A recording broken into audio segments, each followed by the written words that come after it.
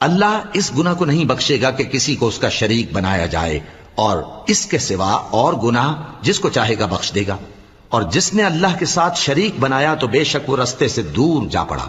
یہ لوگ اللہ کے سوا جو پرستش کرتے ہیں تو کچھ دیویوں کی، اور پکارتے بھی ہیں تو شیطان سرکشی کو،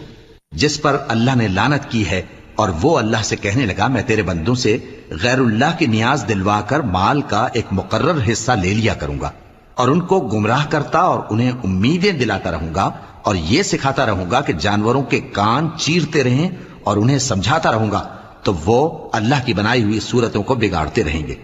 اور جس شخص نے اللہ کو چھوڑ کر شیطان کو دوست بنایا وہ صاف صاف گھاٹے میں رہا۔ وہ ان کو وعدے دیتا ہے اور امیدیں دلاتا ہے، اور جو کچھ شیطان انہیں وعدے دیتا ہے وہ دھوکہ ہی دھوکہ ہے۔ ایسے لوگوں کا ٹھکانہ جہنم ہے، اور وہ وہاں سے کوئی راہ فرار نہیں پا